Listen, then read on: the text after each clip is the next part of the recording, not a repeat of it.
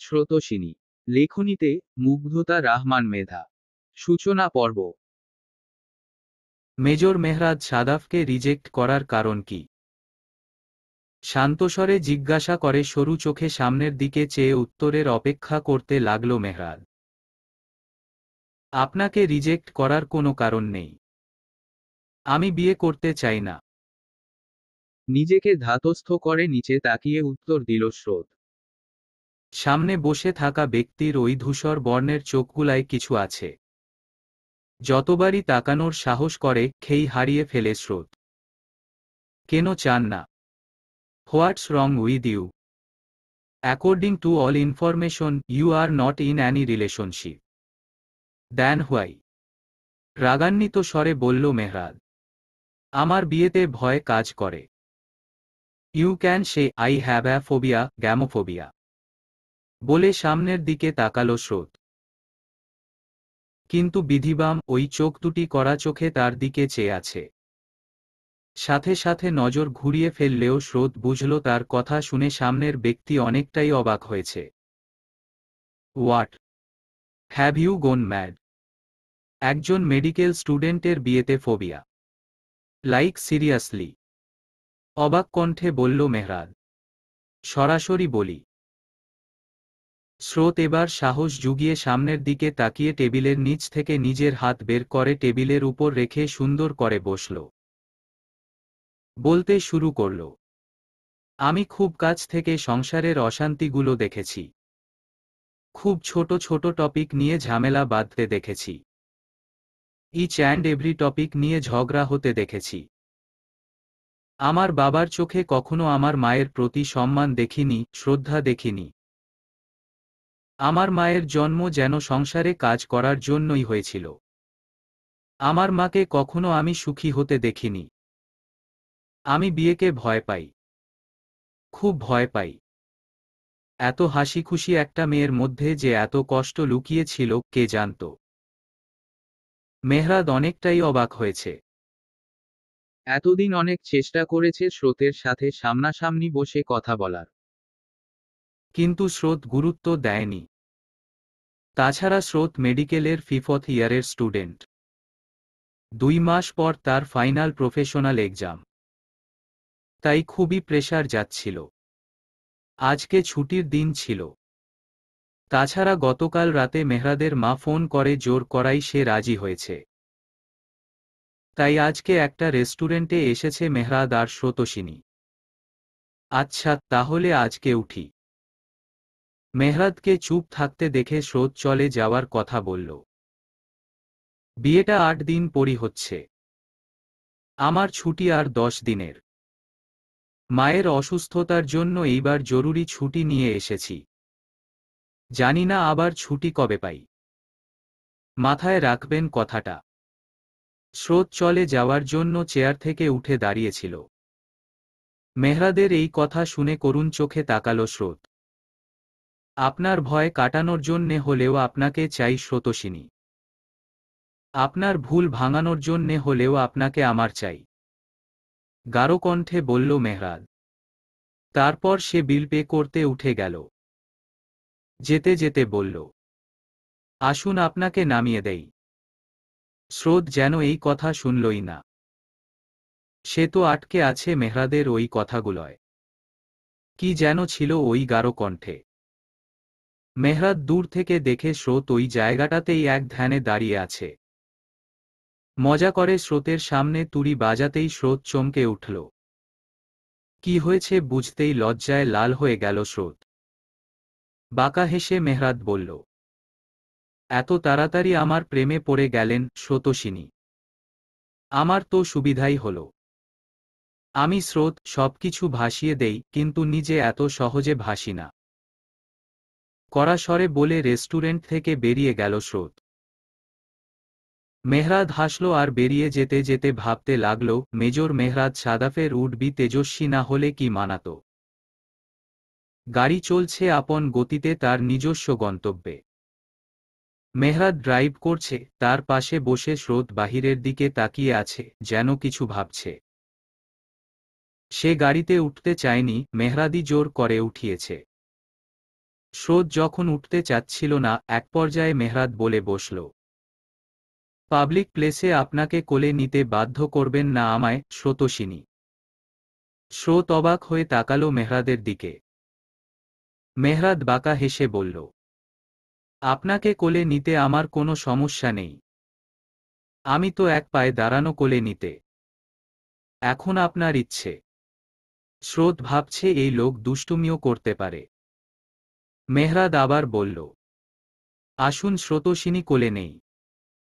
রাগান্বিত চোখে মেহরাদের দিকে তাকিয়ে গাড়িতে উঠল স্রোত। মনে মনে সে মেহরাদের 14 গোষ্ঠী উদ্ধার করতে ভুলল না। মেহরাদ যেন উচ্চস্বরে হাসতে গিয়েও হাসল না। গাড়িতে পিনপতন নীরবতা, চলছে নিজ গন্তব্যে। গন্তব্য স্রোতের বাসা। স্রোত বাহিরে তাকিয়ে আছে। দেখে মনে হচ্ছে সে এই ব্যস্ত শহরের মানুষ, যানবাহনগুলোকে খুঁটিয়ে খুঁটিয়ে দেখছে। কিন্তু তার মনোযোগ অন্যদিকে। সে ভাবছে তার কি করা উচিত। আজকে এটা বুঝে গিয়েছে যে বিয়ে তাকে করতে হবে, আর এই বদলোকটাকেই করতে হবে। তখনই মেহরাদ গলা ঝাড়ি দিয়ে স্রোতের মনোযোগ আকর্ষণ করার চেষ্টা করল।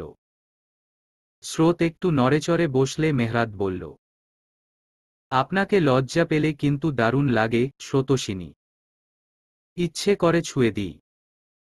আচ্ছা স্রোত, আমি যদি তোমাকে একটু ছুঁয়ে দিই, তুমি কি বেশি রাগ করবে? শেষের কথাটায় যেন কিছু ছিল। স্রোত থমকে গেল। মেহরাদ কি তাকে তুমি বলে সম্বোধন করল? সবাই তো স্রোত বলে ডাকে, কই কখনো তো এমন লাগেনি। নেশাক্ত কিছু মেশানো ছিল নাকি ওই কণ্ঠে? কি ভাবছেন? স্রোতকে অন্যমনস্ক দেখে মেহরাদ জিজ্ঞাসা করল। স্রোতের ধ্যান ভাঙ্গতেই আমতা আমতা বলল, কই কিছু না। স্রোত নিজেই নিজের কাণ্ডে অবাক, যে স্রোত কোনোদিন কাউকে পাত্তা দেয় নাই, সে কিনা এই লোকের কথায় গলে যাচ্ছে, হারিয়ে যাচ্ছে। স্ট্রেঞ্জ। গাড়ি থামল স্রোতের বাড়ির সামনে। স্রোত নামতে নিলেই মেহরাদ বলল, আপনি কিন্তু আমার প্রশ্নের উত্তর দিলেন না। কোন প্রশ্ন? আমি আপনাকে ছুঁয়ে দিলে কি আপনি রাগ করবেন? স্রোত এই প্রশ্নটা আবার আশা করেনি হয়তো। সে রাগী চোখে তাকিয়ে বলল, অসভ্য লোক। মেহরাদ জোরে জোরে গা দুলিয়ে হাসতে শুরু করল। স্রোত চোখ ছোট ছোট করে মেহরাদের হাসি দেখছে। মানুষের হাসির শব্দও এত সুন্দর জানা ছিল না। পরে নিজের ভাবনায় নিজেই বিরক্ত হয়ে ধ্যাত বলে বাড়ির ভিতরে চলে গেল। তারপর মেহরাদও বাড়ির উদ্দেশ্যে প্রস্থান করল। সিরাজ সাখাওয়াত এবং লায়লা সাখাওয়াতের 2 মেয়ে। বড় মেয়ে স্রোতোষিনী আর ছোট মেয়ে মান্ধবী। স্রোতোষিনী স্যার সলিমুল্লাহ মেডিকেল কলেজের 5ম বর্ষের স্টুডেন্ট আর মান্ধবী ঢাকা বিশ্ববিদ্যালয়ের 1ম বর্ষের স্টুডেন্ট। 4 বছর আগে ওদের মা লায়লা সাখাওয়াত লিভার ক্যান্সারে আক্রান্ত হয়ে মারা যান। সিরাজ সাখাওয়াত বদমেজাজি মানুষ ছিলেন। উনার মতে মেয়েদের জন্মই শুধু ঘর সংসারের কাজ করা। স্রোতোষিনী আজকে এই জায়গায়, তার সম্পূর্ণ ক্রেডিট তার মায়ের। তার মায়ের ইচ্ছে ছিল 2 মেয়ে মানুষের মতো মানুষ হবে, প্রতিষ্ঠিত হবে। স্রোত যখন 1ম বর্ষে তখন তার মা মারা যায়। তখন থেকেই তার সাথে তার বাবার দূরত্ব বাড়ে। সে মনে করে তার বাবার জন্যই মা বেশিদিন বাঁচতে পারেনি। সিরাজ সাহেবী স্ত্রীর মৃত্যুর পর বদলে গেছেন। চুপচাপ থাকেন, কারো সাথে রাগারাগি করা তো দূরের কথা, প্রয়োজনের বেশি কথাই বলেন না, নিজের মতো থাকেন, মেয়েদেরকে সাপোর্ট করেন। কিন্তু স্রোত উনার থেকে দূরত্ব বজায় রাখে। মান্ধবী পড়েছে ঝামেলায়, বাবা মেয়ের এই নীরব যুদ্ধে সে সেতুর মতো কাজ করে। সে বুঝে বাবা বদলে গেছেন। অতীত। গত 15 দিন আগে স্রোত তার বান্ধবী রিমা আর নুরির সাথে কলেজ যাচ্ছিল। তার চোখের সামনেই একটা সিএনজি এসে একজন মহিলাকে ধাক্কা দিয়ে চলে যায়। মহিলাটি রাস্তায় পড়ে যায়। স্রোত দৌড়ে উনার কাছে গিয়ে দেখে উনি সেন্সলেস হয়ে গেছেন। মহিলার বয়স 50 হবে। পরনে দামি শাড়ি, গলায় মুক্তোর মালা, কানেও ম্যাচিং মুক্তোর দুল। স্রোত বুঝল উনি একজন ভালো উচ্চবিত্ত ফ্যামিলির সদস্য। স্রোত আর ওর বান্ধবীরা মিলে উনাকে ওদের মেডিকেল কলেজ হাসপাতালে নিয়ে ভর্তি করিয়ে দেয়। উনার জ্ঞান ফিরতে দেরি হবে শুনে ওরা চলে যায় ক্লাসে। 2.5 মাস পরে প্রফ, এখন খুবই ব্যস্ততার সময় যাচ্ছে ওদের। ইম্পর্টেন্ট একটা ক্লাস করে স্রোত হসপিটালে চলে আসে। ক্লাসে ওর মন বসছিল না ওই মহিলার জ্ঞান ফিরল কিনা, তাই সে চলে আসছে। ক্লাস নোট সৈন্যদের থেকে রাতে নিয়ে নিবে। হসপিটালে এসে জানতে পারে ওই মহিলার জ্ঞান ফিরেছে, মাথায় আর হাতে ব্যান্ডেজ করা। স্রোত উনার কাছে গেলে নার্স বলে, কোথায় গেছিলেন আপনি? জ্ঞান ফিরে কি জ্বালানোটাই জানাচ্ছিলেন। উনি নাকি বাড়ি যাবেন। এই অবস্থায় কিভাবে একা বাড়ি যাবেন? অনেক কষ্টে শান্ত করে ঘুম পাড়িয়েছি, না হয় মাথায় আরো প্রেসার পড়ত। আচ্ছা, আপনি যান, আমি আছি এখানে, বলে মহিলাটির পাশে বসে পড়ল স্রোত। মহিলাটির মুখের দিকে তাকিয়ে রইল স্রোত। কি মায়াভরা চেহারা উনার, ঠিক স্রোতের মায়ের মতন। উনাকে দেখে স্রোতের তার মায়ের কথা মনে পড়ল। লায়লা বেগম সহজ সরল, হাসিখুশি মানুষ ছিলেন। জীবনে দুঃখ কষ্টকে তিনি পাত্তা দিতেন না। বলতেন, একদিন সব ঠিক হয়ে যাব। স্রোত তাচ্ছিল্যের সাথে হেসে বিড়বিড়িয়ে বলল, মা, সব তো ঠিক হলো, কিন্তু তুমি দেখে যেতে পারলে না। এই মেয়ে কাঁদছ কেন? মহিলাটি জিজ্ঞাসা করল। মায়ের কথা ভাবতে ভাবতে স্রোত খেয়াল করেনি উনার ঘুম ভেঙে গিয়েছে। চোখের পানি মুছে হেসে বলল, না আন্টি, তেমন কিছু না। মায়ের কথা মনে পড়ছিল। তো আপনি কেমন আছেন এখন? কি জন্য রাস্তার মধ্যে যাচ্ছিলেন বলুন তো? আরেকটু এদিক ওদিক হলে কি না কি হয়ে যেত। মহিলাটি যেন স্রোতের শেষের কথা শুনলেনই না। জিজ্ঞাসা করলেন, তোমার মা নেই? না, 4 বছর আগে আমাদের ছেড়ে অচিনপুরে চলে গেছেন, যেখান থেকে আর কখনো ফিরবেন না। বাসায় কে কে আছে তোমার? বাবা, ছোট বোন আর আমি। কিছুক্ষণ চুপ থেকে স্রোত উত্তর দিল। কথোপকথনে জানা গেল মহিলার নাম বনলতা চৌধুরী। উনি ওইখানে কোনো এক কাজে এসেছিলেন। উনার স্বামী শাহজাহান চৌধুরী একজন ডাক্তার ছিলেন, গত হয়েছেন 10 বছর আগে। উনার এক ছেলে এক মেয়ে। ছেলে বড়, মেহরাজ সাদাফ চৌধুরী, বাংলাদেশ আর্মিতে উচ্চপদস্থ কর্মকর্তা হিসেবে দায়িত্বপ্রাপ্ত, চট্টগ্রামে। আর মেয়ে মাহিরা হাসব্যান্ডের সাথে কানাডাতে সেটেলড। উনাদের বাড়িতে উনি এখন একাই থাকেন, উনার দেখাশোনা করার জন্য একটা মেয়ে থাকে। স্রোত উনার থেকে বাড়ির লোকের নাম্বার নিয়ে যোগাযোগ করে। কথার ছলে মহিলাটিও স্রোত সম্পর্কে ডিটেইলসে সব জেনে নিলেন। স্রোতের মনে হলো বনলতা আন্টি তার প্রতি একটু বেশি আগ্রহ দেখিয়েছেন। পরে আবার ভাবল হয়তো সে উনাকে সাহায্য করাই জানতে চেয়েছে, তাই এত পাত্তা দেয়নি। এক পর্যায়ে স্রোত উনার ড্রেস চেঞ্জ করিয়ে দিল, খাইয়ে দিল। তারপর অনেকক্ষণ গল্প করে। এর মধ্যে বনলতা চৌধুরীর ভাই নোলক সাহেব আর উনার ওয়াইফ মাধবী বেগম আসেন। সন্ধ্যা হয়ে গেলে স্রোত ওনাদের কাছ থেকে বিদায় নিয়ে চলে যায় আর বলে কালকে আবার আসবে। মাথায় আঘাত পাওয়ায় ডাক্তার বলেছেন আরও 2-1 দিন হাসপাতালে থাকতে। স্রোত চলে গেলে বনলতা চৌধুরী উনার ভাইকে জিজ্ঞাসা করেন, মেয়েটাকে কেমন লেগেছে তোমাদের? আমরা যা ভাবছি তুমিও কি তাই ভাবছ? হেসে জিজ্ঞাসা করলেন নোলক সাহেব। একদম, খুব মানাবে ওদের, তাই না? খাপে খাপ, বলে হেসে ফেললেন নোলক সাহেব। মাধবী বেগম পাশে দাঁড়িয়ে এই 2 যমজ ভাই বোনের কাণ্ড দেখে যাচ্ছেন। এরা যে কোনো অবস্থাতেই মজা করবেন। কে বলবে ওদের এত বয়স, আবার একজন অসুস্থ। অতীত। বাড়ি ফিরেই ড্রয়িং রুমে নিজের বাবাকে ম্যাগাজিন হাতে বসে থাকতে দেখতে পায় স্রোত। বাবাকে না দেখার ভান করে নিজের রুমে চলে যায় স্রোত। সিরাজ সাহেব করুণ দৃষ্টিতে মেয়ের যাওয়ার দিকে তাকিয়ে আছেন। স্রোত ফ্রেশ হয়ে একটু রেস্ট নিয়ে পড়া কমপ্লিট করতে বসে যায়। পড়াশোনায় সে অনেক ভালো। সামনে এত বড় পরীক্ষা, তারপর তার নামের পাশে ডাক্তার শব্দটা যোগ হবে। তার মায়ের স্বপ্ন পূরণ হবে। মা পৃথিবীতে নেই তো কি হয়েছে, সে মনে করে তার মা সবসময় তার পাশে আছে, তাকে আর বান্ধবীকে দেখছে। পাস তাকে করতেই হবে। রাত 10টা।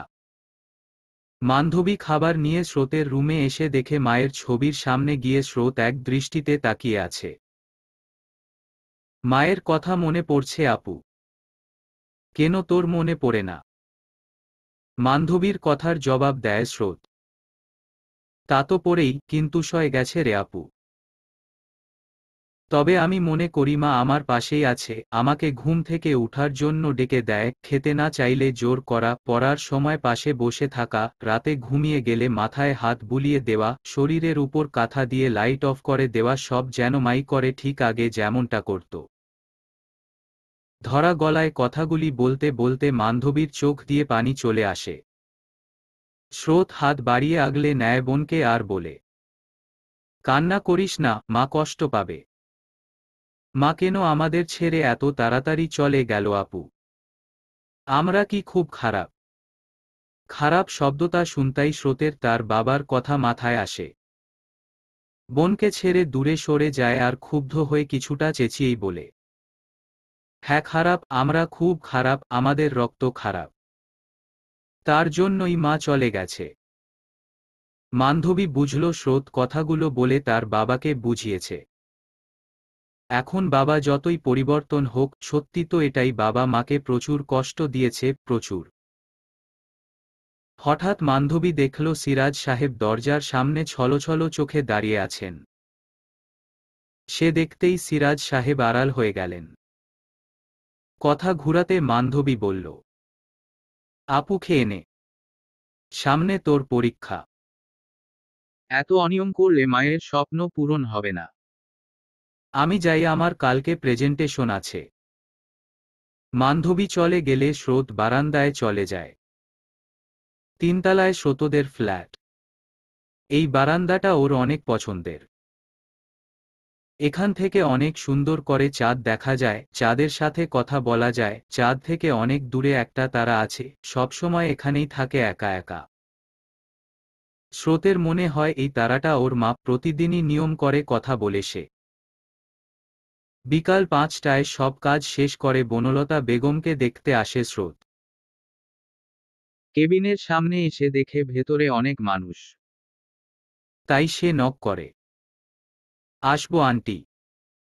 কেবিনে উপস্থিত প্রতিটা ব্যক্তির নজর এখন দরজার দিকে দাঁড়ানো মেয়েটির দিকে। বনলতা অভিমানী কণ্ঠে বললেন, এতক্ষণে আসার সময় হলো তোমার? আমি তো ভেবেছিলাম আসবেই না, আমি অচেনা মানুষ, আমাকে বুঝি ভুলেই গেছো। স্রোত জায়গাভেদে বিভিন্ন রকম সত্তার অধিকারী। একদিনের পরিচয় কেউ তার সাথে অভিমানী কণ্ঠে কথা বলছে দেখে যেন অবাকই হল। যদিও সে প্রথম দিনই বুঝেছিল বনলতা অনেক মিশুক প্রকৃতির মানুষ। কতটা মায়া তার চোখে মুখে। সে করুণ দৃষ্টিতে চেয়ে বলে, আন্টি অনেকগুলা সরি, এই দেখুন কানে ধরলাম। কি করব বলুন, আপনাকে তো কালকে সবই বললাম, প্রচুর প্রেসার যাচ্ছে। এসব বাদ দিন, এখন কেমন আছেন সেটা বলুন। বনলতা হেসে বললেন, ভালো ছিলাম, এখন তুমি এসে যাওয়ায় আরো বেশি ভালো হয়ে গেছি। তখনই কেবিনের কোনো একজন হাঁচি দিলে ওদের ধ্যান ভাঙে। এরা দুইজন যেন ভুলেই গিয়েছিল কেবিনে আরো কিছু ব্যক্তি উপস্থিত আর ওদেরকেই পর্যবেক্ষণ করছে। নোলক সাহেবের মুখে আগেই সবাই সব শুনেছে, কে বলবে এদের পরিচয় মাত্র 2 দিনের। বনলতা সবার সাথে স্রোতের পরিচয় করিয়ে দিলেন। স্রোতের বেশি মানুষ পছন্দ না, তার উপর আবার অপরিচিত।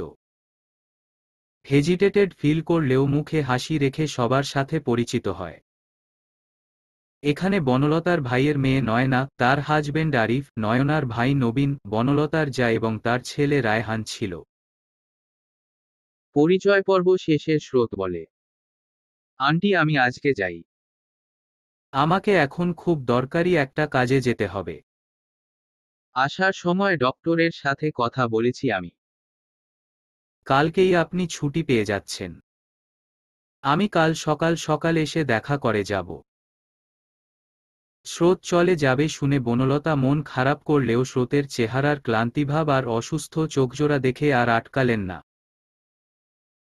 স্রোত সবার থেকে বিদায় নিয়ে চলে যায়। তাড়াতাড়ি করে ছুটতে গিয়ে হাসপাতালের করিডোরেই বিপরীত দিক থেকে হন্তদন্ত হয়ে ছুটে আসা এক সুদর্শন ব্যক্তির সাথে ধাক্কা খেয়ে পড়ে যেতে গিয়েও নিজেকে সামলে নেয় স্রোত। রাগ উঠলেও হাতে সময় নেই বলে সরি বলে চলে যেতে নিলে ওই ব্যক্তি গম্ভীরভাবে বলে উঠে, ডিসগাস্টিং, কোথা থেকে এসব অন্ধলোকজন এখানে আসে, ম্যানারলেস। স্রোতকে অন্ধ বলায় ওর ইগোতে লাগে, তাই মুখোমুখি হয়ে জবাব দেয়, এই কে অন্ধ, কে ম্যানারলেস? সরি যে বললাম কানে যায়নি। আপনি কি কালা? কানে শুনেন না? What the are you mad? নিজে ধাক্কা দিয়ে এখন ঝগড়া করছেন? বিরক্তি নিয়ে বলল লোকটি।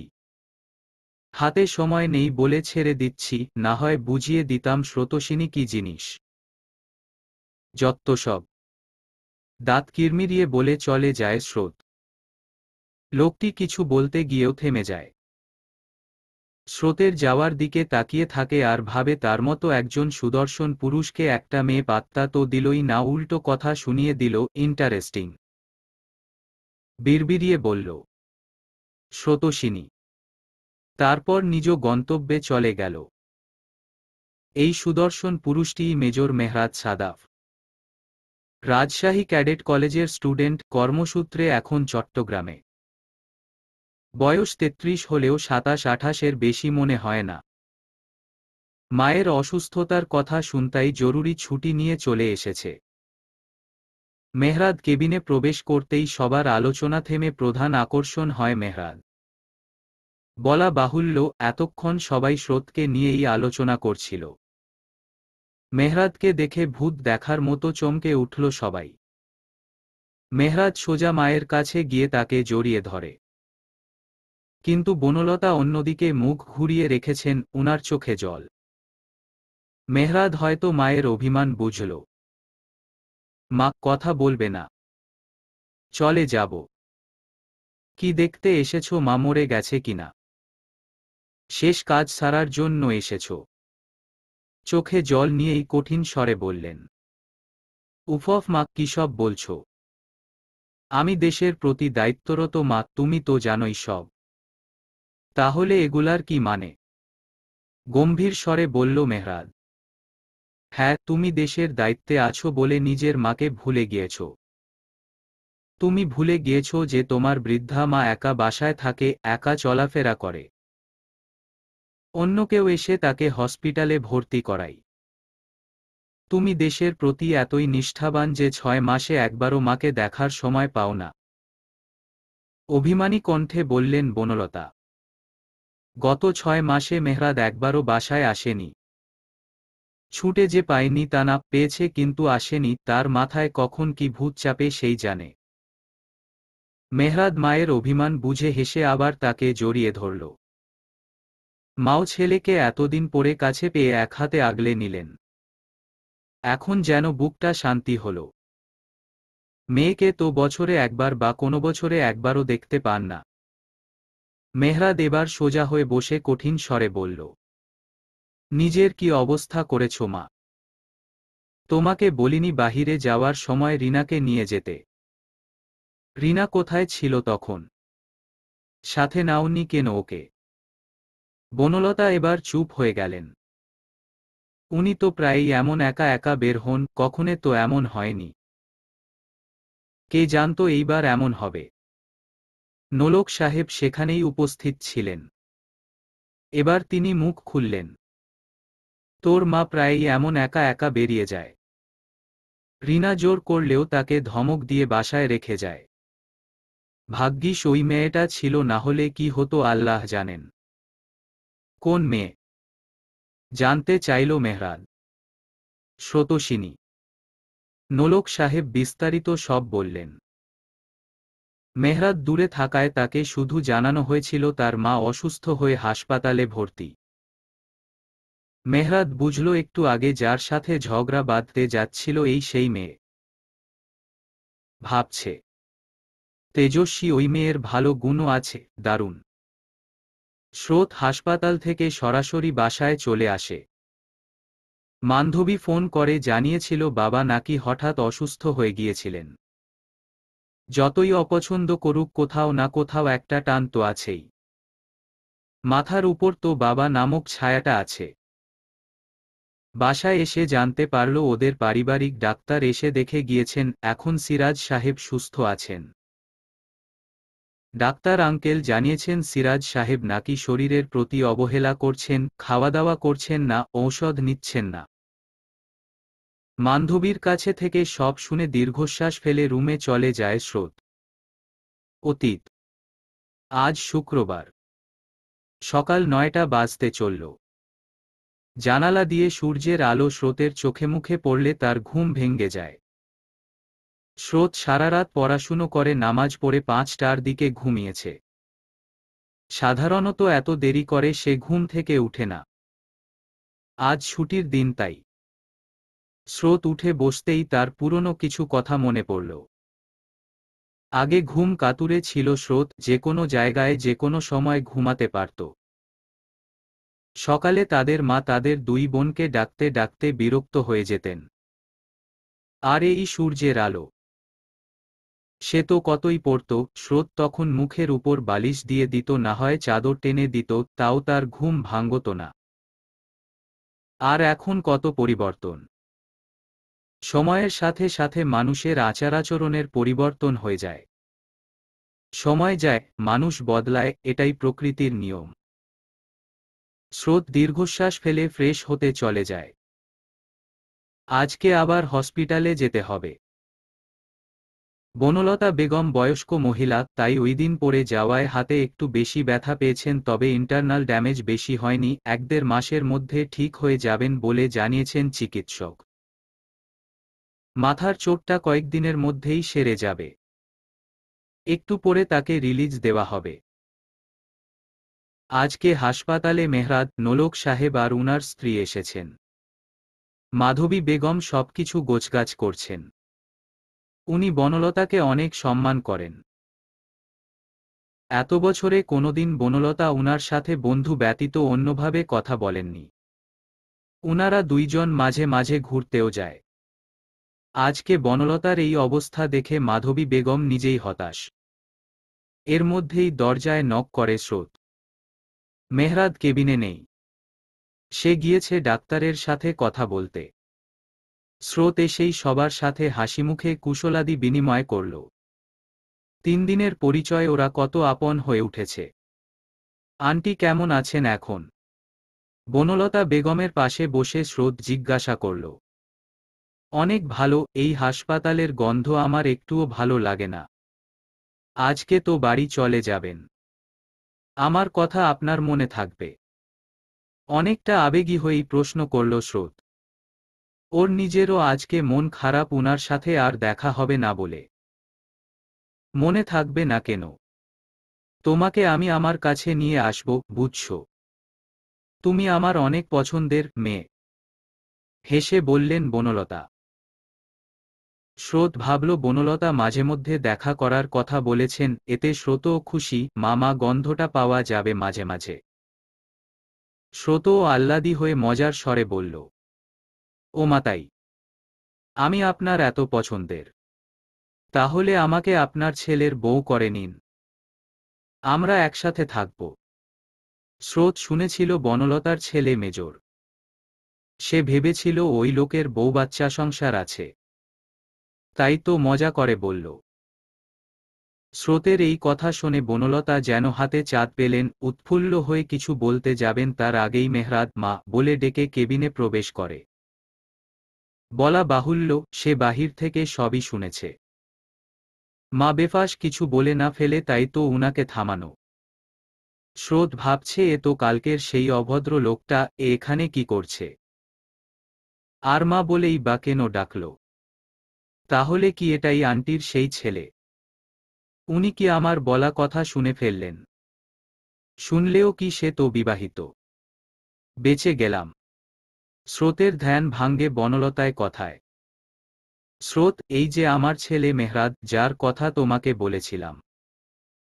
এই বদলোকটা আপনার ছেলে কি করে হয় আন্টি? বিড়বিড়িয়ে কথাটা বলল স্রোত, অন্য কেউ না শুনলেও মেহরাদ পাশে থাকায় ঠিকই শুনে ফেলেছে। স্রোত দেখল ওই ধূসর বর্ণের চোখগুলো এমনভাবে তাকিয়ে আছে যেন এখনই তুলে আছাড় মারবে, না হয় ধাক্কা দিয়ে এই চারতলা থেকে ফেলে দিবে। স্রোতও কম নয়, সেও ভেবে ফেলেছে তাকে কিছু বলতে আসলে সেও কথা শুনিয়ে দিবে, কালকের মতো ছাড় দিবে না, এমনিতেই রাগ কিছুটা রয়ে গেছে। তবে আন্টির সামনে কোনো গণ্ডগোল নয়। মেহরাদ বলল, মা চলো, সব কাজ শেষ। মামা মামি তোমরাও এসো, এই কয়দিন এখানেই থাকবে। ওরা সবাই একসাথে হসপিটাল থেকে বেরিয়ে গেল। গাড়ির সামনে চলে আসলে স্রোত কিছু একটা ভেবে বলে, আন্টি আপনার কাছে একটা আবদার করব। নোলক সাহেব আর উনার স্ত্রী ইতিমধ্যে গাড়িতে উঠে গেছেন। বনলতা আর মেহরাদ স্রোতের কথা শুনে দাঁড়িয়ে পড়ল। বনলতা হেসে বললেন, অবশ্যই, জিজ্ঞাসা করার কি আছে? আপনার শরীরে না মা গন্ধ আছে? আমি আপনাকে একটু জড়িয়ে ধরি। আমতা আমতা করে করুণ স্বরে বলল স্রোত। বনলতার যেন মায়া হল, সে পা গলি মেয়ে বলে এগিয়ে গিয়ে এক হাতে স্রোতকে জড়িয়ে ধরল। স্রোত যেন প্রশ্রয় পেল, সেও ঝাপটে ধরল। উপস্থিত সবাই যেন নীরব দর্শক হয়ে অতি সুন্দর একটা দৃশ্য অবলোকন করছে, যেন এমন সুন্দর দৃশ্য পৃথিবীতে খুব কমই আছে। স্রোত কঠিন মনের মেয়ে হলেও মায়ের দিক দিয়ে সে নরম, ভঙ্গুর। সে তো আগে এত কঠিন ছিল না। মা চলে যাওয়ার পরই তো। বনলতা বেগম স্রোতকে বিদায় জানিয়ে চলে গেলেন। যাওয়ার সময় বলে গেলেন, নিজের বলা কথা কিন্তু ভুলো না স্রোত। খুব শীঘ্রই আমাদের আবার দেখা হবে। স্রোত কথাটাকে স্বাভাবিকভাবেই নিয়েছে। পরিচয় যখন হয়েছে আবার দেখা হওয়া স্বাভাবিক। তাই এত মাথা না ঘামিয়ে সেও তার বাড়ির উদ্দেশ্যে রওনা দিল। পরবর্তী 2 দিন স্রোতের অন্য সব স্বাভাবিক দিনের মতো গেলেও মেহরাদের যায়নি। ওই দিন বাড়িতে ফেরার পর মা তাকে স্রোতের ব্যাপারে সবই জানিয়েছেন। হাসপাতালে থাকতেই ভাইয়ের মাধ্যমে উনি স্রোতের খুঁটিনাটি সব জেনে নিয়েছেন, মেয়েটাকে তার বড্ড ভালো লাগে কিনা। মেহরাদের স্রোতকে প্রথম দেখাতেই ভালো লেগেছে, শুধু ভালো না, অনেক বেশিই ভালো। মেহরাদ স্ট্রিক্ট মানুষ, স্ট্রিক্টলি রুটিন মেনে চলে, কিন্তু গত 2 দিন সব উল্টপালট হয়ে গেছে। সে বুঝতে পারছে না কি করবে। তার কি সময় নেওয়া উচিত, নাকি মন যা বলছে তাই করা উচিত। মনমস্তিষ্কের যুদ্ধে সে বিরক্ত। আবার মাও বলে দিয়েছে, যেভাবেই হোক স্রোতকে এই বাড়িতে বউ হিসেবে দেখতে চায়। মায়ের কথা আর মনের কথা মিলে যাওয়ায় সে মস্তিষ্ককে আর পাত্তা দিল না। বাতাসে আজানের সুর ভেসে আসছে। পৃথিবীতে সন্ধ্যা নেমেছে। সূর্যটা যেন আঁধারের ভয়ে ওই বড় বিল্ডিংগুলোর পিছনে লুকিয়ে পড়ছে। এমন সময় বাসায় ফিরল স্রোত। কলিং বেল বাজাতেই মান্ধবী দরজা খুলে দিল। মান্ধবী স্রোতকে ড্রয়িং রুমের দিকে ইশারা করে।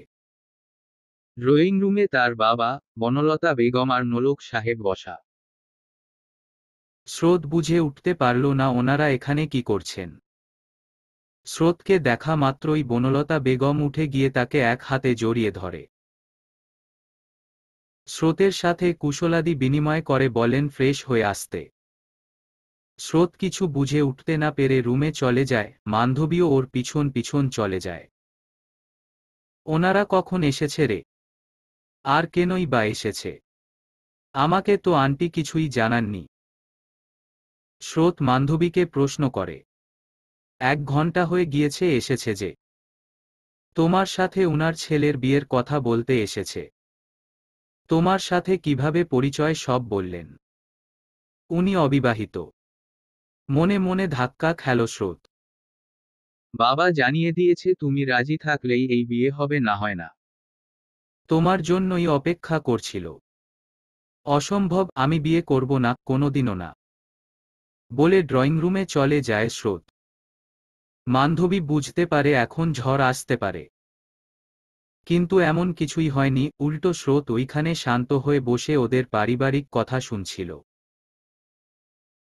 স্রোততে দেখে বনলতা তার সাথে একা কথা বলতে অন্য রুমে চলে যায়। আন্টি, আমি বিয়ে করতে পারবো না। আমাকে ক্ষমা করুন। কেন পারবে না? আমার ছেলে কি খারাপ নাকি আমি খারাপ? আমাকে না তুমি ওইদিন বললে তোমাকে ছেলের বউ করে আমার কাছে নিয়ে যেতে। এখন মানা করছো কেন?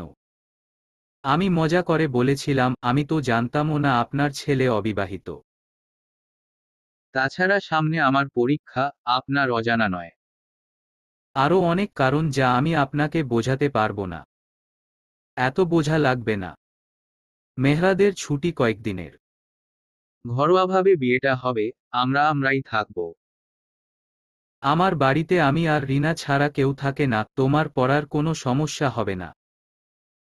আন্টি, আপনি বুঝতে পারছেন না। বিয়েটা তুমি করছো। আমি তোমাকে আমার আরেকটা মেয়ে বলে মেনে নিয়েছি। আর আমি আমার মেয়েকে নিজের কাছে নিয়ে যেতে চাই। সময় নাও, তবুও না করো না অনুরোধ, বলে বসার ঘরে চলে যান বনলতা। স্রোত যেন দোটানায় পড়ে গেল। কিভাবে সে তার ভেতরের ভয়টা সবাইকে বলবে? কেউ কি আদৌ বুঝবে? বান্ধবী এসে জানায় উনারা চলে যাচ্ছেন। নিজেকে সামলিয়ে উনাদের বিদায় দিতে যায় স্রোত। যাওয়ার আগে বনলতা বেগম স্রোতের সাথে কোনো কথা বলেনি। স্রোত বুঝতে পারে উনার মন খারাপ। স্রোত আকাশের দিকে এক দৃষ্টিতে চেয়ে আছে। ওই তারাটাকে জিজ্ঞাসা করল, মা, তুমি বলে দাও আমার কি করা উচিত? আজ তুমি পাশে থাকলে হয়তো আমাকে একটা সমাধান দিতে। কি করব আমি? আমার কাছে তো সংসার মানেই একঝুড়ি অশান্তি। অতীত। গভীর রাত, 2টো কি 3টে বাজবে হয়তো। সেসবে খেয়াল নেই স্রোতের। সে পড়াশোনায় ব্যস্ত। মধ্যে 2 দিন পার হয়েছে। স্রোত বিয়ের বিষয় নিয়ে আর মাথা ঘামায়নি। তার মতে এসব আজাইরা জিনিস নিয়ে ভেবে মাথার মেমোরি জ্যাম করার কোনো মানেই হয় না, যখনের ব্যাপার তখন দেখা যাবে। সবসময় এমন মনোভাব নিয়ে চলেছে সে। আসলেই তো এগুলা সময় নষ্ট করা ছাড়া কিছুই নয়। কিন্তু সবাই তা বুঝে না, নিজের গুরুত্বপূর্ণ সময়গুলো এসব নিয়ে ভেবেই হারিয়ে ফেলে। সময় অনেক মূল্যবান। কিন্তু বনলতা বেগম যে 2 দিন অভিমান করে ফোন দেননি তা ঠিকই বুঝেছে সে, কিন্তু তার কীই বা করার আছে। তখনই বান্ধবী রুমে এসে বিছানায় বসে পড়ল।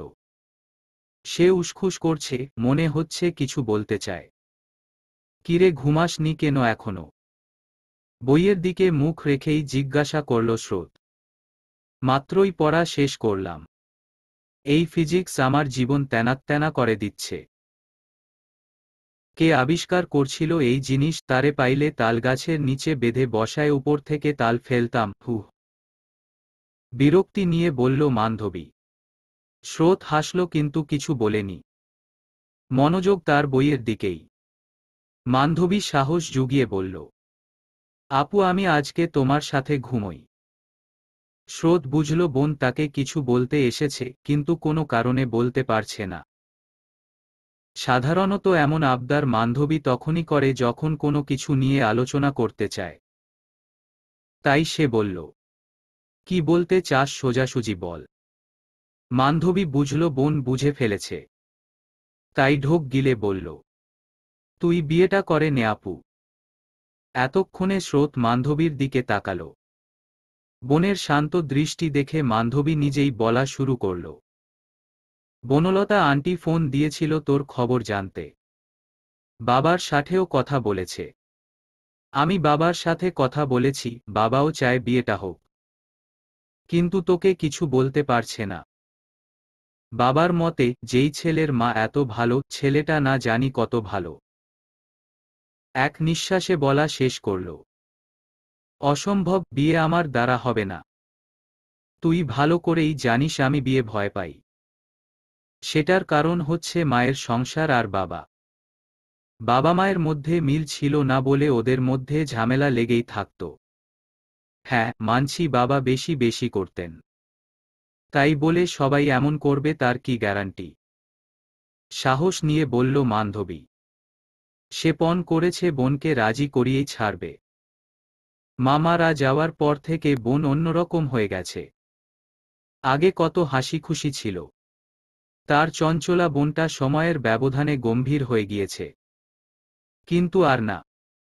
এভাবে মানুষ বাঁচে নাকি? তাছাড়া সে ফেসবুক থেকে মেহরাতকে দেখেছে, তার অনেক ভালো লেগেছে। ওদেরকে একসাথে খুব মানাবে। স্রোতকে চুপ থাকতে দেখে আবার বলা শুরু করল। আপু তুই নিজেই তো বলিস যে তোর ফ্রেন্ডদের বাবারা কত ভালো। তাদের মুখে যখন তাদের বাবার গল্প শুনিস তোর রূপকথার গল্পের মতো লাগে, তুই বলিস নি আমায়। আমারও এমন লাগে। আমার ফ্রেন্ডদের বাবারা কত হাসিখুশি, ওদের সাথে কত মজা করে, ফ্রেন্ডলি। সবাই এক না আপু। আর বাবাও চেঞ্জ হয়ে গেছে, এখন আমার সাথে ফ্রেন্ডলি ব্যবহার করে। কিন্তু তুই দূরে দূরে থাকিস বলে তোকে তোর মতো থাকতে দেয়, নিজে অপরাধবোধে ভোগে। লাভ কি? আমার মা তো দেখে যেতে পারেনি। আমার মাকে তিলে তিলে শেষ করে দিয়েছে। তাচ্ছিল্যের সাথে বলল স্রোত। আপু ভুলে যাস না, মায়ের ক্যান্সার হয়েছিল। ক্যান্সার ধরা পড়ার পর থেকেই বাবা চেঞ্জ হয়ে যায়। মায়ের পাশে ছিল, কিন্তু আমাদের মায়ের হায়াত ছিল না। যাই হোক তুই বিয়েটা করবি আপু। জীবন সবাইকে সুযোগ দেয় না, তোকে দিয়েছে আগের মতো হওয়ার। আর বনলতা আন্টি সেও তো কত ভালো, ওই দিন আমাকে কত আদর করলেন, কত কথা বললেন আমার সাথে। মনেই হয়নি ওই দিন উনি আমাকে প্রথম দেখেছেন। আবার তুই নিজেও ওই দিন বললি উনার সাথে থাকতে তোর ভালো লাগে, তোর মন ভালো হয়ে যায়, তুই উনার শরীরে মা মা গন্ধ পাস। বলিস নি বল? আগে কখনো এমন হয়েছে? স্রোত প্রায় অনেক কথাই বান্ধবীর সাথে শেয়ার করে। বনলতা বেগমের সাথে পরিচয়, তাকে নিয়ে মনে হওয়া অনুভূতি সবই বান্ধবীকে বলেছিল সে। সে এবার ভাবনায় পড়ে গেল। বান্ধবী যা যা বলল সবই তো সত্যি, তাহলে কি করা উচিত? সে কথা ঘুরানোর জন্যে বলল, আমার সামনে পরীক্ষা, মাথা খারাপ করিস না, যা এখান থেকে। এই একদম কথা ঘুরাবি না, পরীক্ষার 2 মাস আগে কে পড়ে সবাই রিভাইজ দেয়। আর তোকে আমি চিনি, পরীক্ষা যদি কালকেও হয় তাহলেও তুই টপ 10-এর একজন হবি। তুই বিয়ে নিয়ে ভাব, আমি ঘুমাই। বলে স্রোতের বিছানাতেই শুয়ে পড়ল বান্ধবী। স্রোত টেবিলের দিকে মুখ করে বসল। কিছু একটা ভাবতেই বান্ধবীর ডাকে ধ্যান ভাঙে। এই আপু শোন। আবার কি হয়েছে? তুই বিয়ে না করলে আমি বিয়ে করে নিব মেহরাজ সাদাফকে। হায়, ছবিতেই কত সুন্দর, না জানি বাস্তবে কত সুন্দর, ওনার হাসি, ওনার চোখ। ইস, আমি শেষ। রসিয়ে বলল বান্ধবী। স্রোত যেন এমন কথা আশা করেনি। রাগী চোখে তাকাতেই বান্ধবী, ঘুমাচ্ছি, ডিস্টার্ব করিস না, বলে মুখের উপর চাদর টেনে নিল। বোনের কাণ্ডে হেসে ফেলল স্রোত। আসলেই তো লোকটা তো এত খারাপ না, মায়ের সাথে কি সুন্দর সাবলীলভাবে কথা বলে, কেয়ার করে, মনেই হয় না সে এত উচ্চপদস্থ একজন ব্যক্তি। ওই ধূসর বর্ণের চোখগুলো, লোকটার হাসি, নিজে নিজে আওড়াল। মেহরাজ সাদাফ। চোখের সামনে যে মেহরাদের প্রতিচ্ছবি ভেসে উঠল। নিজের ভাবনায় নিজেই লজ্জা পেল স্রোত। নিজেকেই গা ল দিল। ওইদিকে বনলতা বেগম বাসায় ফিরে মেহরাদকে সব জানায়, এটাও বলে স্রোত বিয়ে করতে চাচ্ছে না। মেহরাদ অবাক হয়নি একটুও, ভাবল স্রোতের হয়তো রিলেশন আছে, এটা স্বাভাবিক।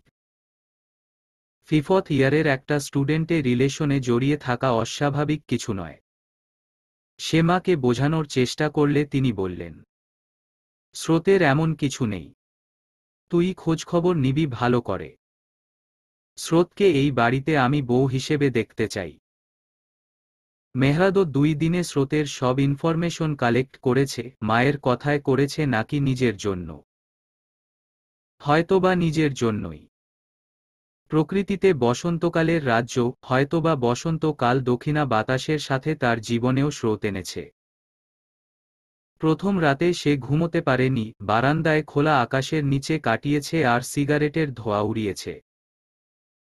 সিগারেটর নেশা তার কখনোই ছিল না, কিন্তু স্রোতের রিজেকশন কোথাও না কোথাও সে মেনে নিতে পারেনি। জীবনের প্রথম সিগারেট টেস্ট করেছে, তাও তার নেশা হয়নি। বিরক্তি নিয়ে পুরো প্যাকেটটাই রাস্তায় ফেলে দিয়েছে। পরের দিন তার খুশির দিন, সে শান্তিতে ঘুমিয়েছে আপন মনে। সে স্রোতের সম্পর্কে জেনেছে, আদৌতে রিলেশনে কোনোদিনও সে জড়ায়নি। তাহলে সমস্যা অন্য কোথাও বুঝে নিয়ে স্রোতের সাথে কথা বলার ডিসিশন নেয় সে। পরন্ত বিকেল। দীপ্তিময় সূর্যের সোনালি আভা ছড়িয়ে পড়েছে এই ব্যস্ত শহরের বুকে। মাথার উপর দিয়ে একঝাঁক নাম না জানা পাখি উড়ে যাচ্ছে, হয়তো বা নিজের নীড়ে ফিরছে। মুঠো মুঠো শুভ্র মেঘগুলো ভেসে যাচ্ছে। আজ অনেক দিন পর স্রোত ছাদে আসছে। এই স্নিগ্ধ বিকেল স্রোতের খুব পছন্দের। এই বিকেল যেন কোনো এক সুন্দর দিনের সমাপ্তি ঘোষণা করে, আধারিয়া রাতের সূচনার ইঙ্গিত দেয়। স্থির অটলনর সূর্যের প্রতিবিম্ব প্রতিভাত হয় স্রোতের চোখে। কতদিন পর এমন একটা মুহূর্তের দর্শন সে পেল। প্রতিদিনই সেই সকালে বের হয়, ফিরতে ফিরতে সন্ধ্যা হয়ে যায়। আজ সে তাড়াতাড়ি বাসায় চলে এসেছে, তাই তো এমন একটা মুহূর্ত উপভোগ করতে পারল। এই ছাদে তার, তার মায়ের আর বান্ধবীর কত স্মৃতি রয়েছে, কত হাসি ঠাট্টা করত ওরা তিনজন, আজ সবই অতীত। পুরনো মিষ্টি স্মৃতিতে ডুবে থাকা যেন মোবাইলটার সহ্য হল না, সে সর্বোচ্চ চেষ্টায় বেজে যাচ্ছে। কে ফোন করেছে দেখতেই স্রোতের মুখে হাসি ফুটে উঠে। এই মহিলার প্রতি এক অদ্ভুত টান অনুভব করে, এই কয়দিনেই কত ভালোবেসে ফেলল তাকে। ফোন রিসিভ করেই সালাম দিল স্রোত। বনলতা বেগম সালামের উত্তর দিয়ে জিজ্ঞাসা করলেন, কেমন আছো? বাসার সবাই কেমন আছে? জি আন্টি, আলহামদুলিল্লাহ ভালো। আপনি কেমন আছেন? আপনার হাতের কি অবস্থা? ভালো। হাতও ঠিকঠাক। বিয়ের ব্যাপারে কি ডিসিশন নিলে? আসলে আন্টি। স্রোতকে শেষ করতে না দিয়েই উনি আবার বললেন, আমার বিশ্বাস তুমি আমাকে ফিরিয়ে দিবে না। আমার এত বড় বাড়ি তোমার অপেক্ষা করছে স্রোত। তুমি তোমার আরেক মায়ের কাছে আসবে না স্রোত। আমি মানিয়ে নিতে পারবো না আন্টি, বোঝার চেষ্টা করুন প্লিজ। আমার কোনো সমস্যা নেই, শুধু বিয়ে হবে। মেহরাদ বিয়ের পরদিনই চলে যাবে। ওর ছুটি কয়েকদিনের। আবার কবে আসবে ঠিক নেই। 6 মাসে তার আর দেখা পাওয়া যাবে কিনা আমি জানি না। এই শূন্য বাড়িতে আমার একটা মেয়ে চাই, একটা বন্ধু চাই, যেটা তুমি হবা। আমি সবকিছুতেই চুজি, অনেক মানুষ চিনতেও ভুল করি না। তাছাড়া এই প্রথম মেহরাদ কোনো বিয়েতে রাজি হয়েছে। আমি ওর চোখে তোমার জন্য ভালোবাসা দেখেছি স্রোত, বুঝিয়ে বললেন বনলতা। আমার সময় লাগবে আন্টি। কিছুক্ষণ চুপ থেকে আকাশের দিকে তাকিয়ে বলল। বনলতা এবার খুশি হয়ে বললেন, ঠিক আছে, সময় নাও। তোমার হাতে 2 দিন সময়। উত্তরটা যেন হ্যাঁ হয় স্রোত। আমি আর আমার বাড়ি, আমার দ্বিতীয় মেয়ের অপেক্ষায় স্রোত। স্রোত সবটাই শুনল। কি সব অজানা অনুভূতি তাকে ঘিরে ধরেছে। এই অনুভূতিগুলো একদম নতুন। সে কিছু বলতে পারল না, চুপ করে রইল। তাকে কিছু বলতে না দেখে বনলতা বেগম বললেন, ভালো থেকো স্রোত মা, আমি দুদিন পর কল দিব। স্রোত বনলতা বেগম আর বান্ধবীর বলা কথাগুলো ভাবছে। সে কি সাহস করবে? একটু লোভী হবে। একটা মা পাওয়ার লোভ। সে তো অস্বীকার করতে পারবে না বনলতা বেগম তাকে ভালোবাসেন না বা সেও উনাকে ভালোবাসে না। সে বরং একটু সাহস করবে। অতীত। মেহরাদ গম্ভীর মানুষ। সবার সাথে তেমন একটা কথা বলে না। কিন্তু মায়ের কাছে সে একদম অন্যরকম। যখন সে মায়ের সাথে কথা বলে কেউ দেখে বুঝতে পারে না সে এত গম্ভীর। তারা মা ছেলে একসাথে অনেক মজা করে, হাসি ঠাট্টা করে, ঘুরতে যায়, সিনেমা দেখতে যায়, ফুচকা খায়। মেহরাদ ফুচকা খায় না, তার মতে এগুলো অস্বাস্থ্যকর। কিন্তু বনলতা বেগমের এসব হাবিজাবি অনেক পছন্দের। কে বলবে উনি একজন বয়স্ক মহিলা? উনার আচারাচরণ একদম কিশোরীদের মতো। মেহরাদ কত বলে সাবধান হয়ে চলেফেরা করতে, কিন্তু তিনি এক কানে শুনে অন্য কান দিয়ে বের করে দেন। মেহরাদও চায় তার মা সবসময় এমন হাস্যোজ্জ্বল ও প্রাণোচ্ছল থাকুক। কিন্তু শরীরের প্রতিও তো খেয়াল রাখা লাগবে।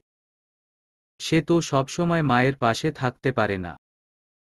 আজ সকালে খাওয়া-দাওয়া শেষে মেহরাদ প্ল্যান করল মাকে নিয়ে ঘুরতে যাবে, রেস্টুরেন্টে খাওয়া দাওয়া করবে। মেহরাদ জানে স্রোতের ব্যাপার নিয়ে তার মায়ের এখন একটু মন খারাপ। কিন্তু সে তো এতদিন এটাই বুঝতে পারেনি যে স্রোতের প্রতি তার অনুভূতি কেমন। এখন বুঝলেও নিজের চিরচেনা রূপ থেকে বেরিয়ে আসতেও কেমন লাগছে, এই বুড়ো বয়সে কিনা কিশোরদের মতো মেয়ে পটাতে হবে, ভাবতেই তার হাসি পায়। সে তো ওইদিনই বুঝে গিয়েছে যে মেয়ে তার মাকে সরাসরি না করে দিতে পারে তাকে পেতে হলে অনেক কাঠখড় পোড়াতে হবে। কিন্তু সমস্যা একটাই, হাতে সময় নেই। যা করার এই কয়েকদিনেই করতে হবে। এসব ভাবতে ভাবতেই সে তার মায়ের রুমে যায়। মা আসো। না আসিস না, ওইখানেই দাঁড়িয়ে থাক। তোর শাস্তি এটা। মায়ের এমন কথায় ভ্যাবাচ্যাকা খেয়ে যায় মেহরাদ। জিজ্ঞাসা করে, ওমা, কি করলাম, কিসের শাস্তি? গাধা কোথাকার, এত বড় হয়ে গেছিস একটা মেয়ে পটাতে পারছিস না? মেহরাদ এতক্ষণে সব বুঝতে পারে। সে হেসে, ধ্যাত মা, তুমিও না ভয় পাইয়ে দিয়েছিলে বলে রুমে ঢুকে মায়ের কোলে শুয়ে পড়ে। বনলতা বেগমও হেসে ছেলের মাথায় হাত বুলাতে শুরু করলেন। জিজ্ঞাসা করলেন, স্রোতকে ভালোবাসে আগলে রাখতে পারবি না? পারব মা। কিন্তু তুমিই তো বললে সে রাজি না। সিলিং ফ্যানটার দিকে এক দৃষ্টিতে তাকিয়ে বলে মেহরাদ, এমনিই কি তোকে গাধা বলি? মেয়েটা কাকে বিয়ে করবে? তোকে না আমাকে। যাকে সে বিয়ে করবে তার সাথে কোনোদিন কথা হয়নি, তার কোনো এফোর্ট নাই। এত সহজে রাজি হবে? তুই নাকি আমার ছেলে, আবার নাকি দেশের দায়িত্বে আছিস। আমিও ভেবেছিলাম ওনার সাথে যোগাযোগ করব। কিন্তু আমার সাথে তো এসব যায় না, বলো। উনি কি ভাববেন? আর এই বয়সে আমি মেয়ে পটাবো? কোল থেকে উঠে মায়ের মুখোমুখি হয়ে জিজ্ঞাসা করে মেহরাদ, প্রেমে বয়স কিরে? ভালোবাসায় বয়স বলতে কিছু ম্যাটার করে না, বুঝছিস? বয়স ম্যাটার করলে বুড়ো বয়সে দুটো মানুষ একসাথে থাকতে পারত না, হাতে হাত রেখে সারাটা জীবন পার করতে পারত না। সুন্দর করে বুঝালেন বনলতা বেগম। মেহরাদ মনোযোগ দিয়ে মায়ের কথা শুনল। তার মা এখনো কত সুন্দর মানসিকতা নিয়ে চলেন। কত সুন্দর সবকিছু বুঝিয়ে দেন। ভাবলেই তার মায়ের প্রতি গর্বে বুক ফুলে ওঠে। মনে মনে ঠিক করল আজ থেকে সে প্রেমিক পুরুষ হবে, স্রোতের পা গলাটে প্রেমিক পুরুষ। তারপর মাকে বলে সন্ধ্যায় রেডি হয়ে থাকতে, তারা ঘুরতে যাবে, শহর ঘুরবে। মেহরাজ চলে গেলে বনলতা বেগম বুদ্ধি বের করেন। বান্ধবীকে ফোন দিয়ে জানান সন্ধ্যায় স্রোত ফিরলে তাকে কোনোভাবে বুঝিয়ে তৈরি করতে, তবে স্রোত যেন না জানে। বনলতা বেগমের মেহরাদের উপর বিশ্বাস নেই। যেই ছেলে এত বছরে একটা প্রেম করতে পারেনি, সে কি করবে কে জানে। সন্ধ্যার একটু আগে স্রোত বাড়ি ফিরল। কলেজ, হসপিটাল, কোচিং সবকিছু শেষ করে আসতে আসতে সন্ধ্যা হয়ে যায়।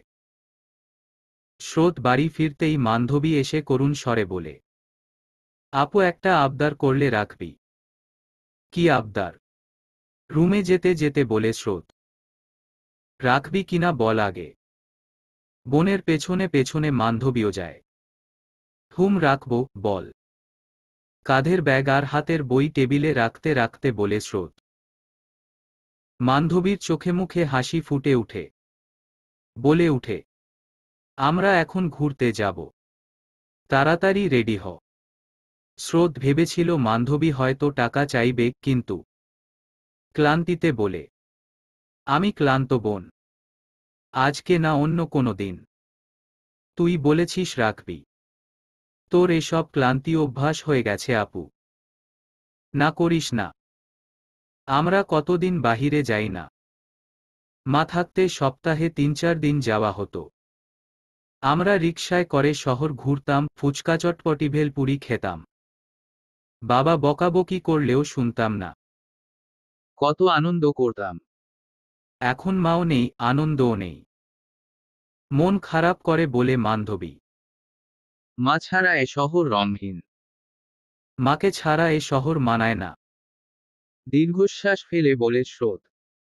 আরো বলে, আমি ফ্রেশ হতে হতে রেডি হবি, এর চেয়ে 1 মিনিট বেশি সময় লাগলে আমি যাব না বলে দিলাম। বান্ধবী তো খুশিতে শেষ। থাঙ্কু আপু, উম্মাহ। বলে বোনকে জড়িয়ে ধরে চলে যায় নিজের রুমে। বোনের কাণ্ডে স্রোত হেসে ফেলে। তারপর চলে যায় ফ্রেশ হতে।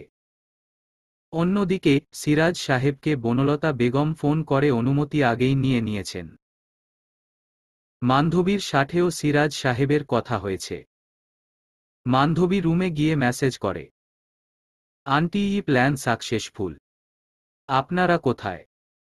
বনলতা বেগম যেন এই মেসেজেরই অপেক্ষা করছিলেন। সাথে সাথে রিপ্লাই দিলেন, রাস্তায় আছি, আসছি। মেহরাদ ড্রাইভ করাকালীন খেয়াল করেছে তার মায়ের মনোযোগ ফোনে। এক হাতে কষ্ট করে ফোন ঘাটাঘাটি করছে। কি করছে জিজ্ঞাসা করতেই মা ধমকে বলে উঠে, কিছু না, তুই তোর কাজ কর। যেই ঠিকানা দিয়েছি সেখানে যা। মায়ের এই ছটফটানো স্বভাবগুলো মেহরাদের অনেক ভালো লাগে। এগুলা উপভোগ করে সে। কে বলবে উনার এক হাতে ব্যান্ডেজ করা। আল্লাহর কাছে একটাই প্রার্থনা, তার মা সবসময় এমন হাসিখুশি মনখোলা মানুষ থাকুক। বহা বাহুল্য, মা তাকে একটা ঠিকানা দিয়ে বলেছে ওখানে যেতে। কারণ জিজ্ঞাসা করলেও কিছু বলেনি মা। যদিও সে জানে এইটা স্রোতের বাড়ির ঠিকানা। মাকে ধরা দেয়নি সে। দেখা যাক মা কি করতে চাচ্ছেন। গাড়ি এসে থামে একটা 4তলা ভবনের সামনে। গেইটের পাশের ল্যাম্পপোস্টের আলোতে বাড়ির নেমপ্লেটটা স্পষ্ট দেখা যাচ্ছে, যেখানে লেখা স্রোতোষিনী। মেহরাদ ভাবছে, রাজপ্রাসাদের নাম স্রোতোষিনী, রাজকন্যার নামও স্রোতোষিনী। So much cute. স্রোত আর বান্ধবী আরও আগেই তৈরি হয়ে নিলেও বান্ধবী অনেক কষ্টে এটা সেটা বলে বোনকে বসিয়ে রেখেছিল। বোন যদি জানে তাহলে জীবনেও যাবে না। বনলতা আন্টির সামনে অবধি পৌঁছানো হলো বান্ধবীর কাজ। কারণ সে জানে তার বোন আন্টির কথা ফেলতে পারবে না। বান্ধবী স্রোতের রুমের বারান্দা দিয়ে দেখল একটা কালো গাড়ি গেইটের সামনে দাঁড়ানো। সে দৌড়ে গিয়ে বোনের হাত ধরে চল চল বলে বেরিয়ে গেল।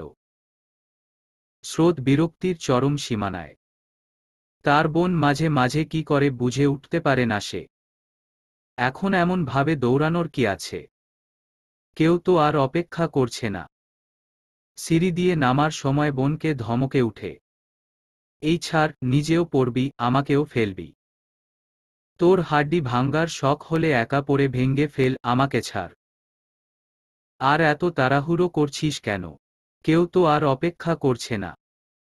বান্ধবী মনে মনে হেসে বলে, সে তুই নিচে গেলেই দেখতে পাবি। মেহরাদ আর বনলতা বেগম গাড়ি থেকে নেমে দাঁড়িয়েছে। মেহরাদের একটা ফোন আসায় সে উল্টো দিকে চলে যায়। কথা বলার সময় হঠাৎ পেছনে ঘুরতেই তার দুচোখ জুড়িয়ে যায়। সে দেখতে পায় দুটো মেয়ে বাড়ির ভেতর থেকে বের হচ্ছে। সামনের জনের পরনে ল্যাভেন্ডার কালারের টপস, জিন্স আর গলায় স্কার্ফ ঝুলানো, চুল ঝুঁটি করা। পেছনের মানবী সাদা ড্রেস পরেছে, ভেজা চুলগুলো ছেড়ে দেওয়া, মাথায় ঘোমটা দেওয়া। সাদা কাপড়ে মানুষকে এত স্নিগ্ধ লাগে কেন?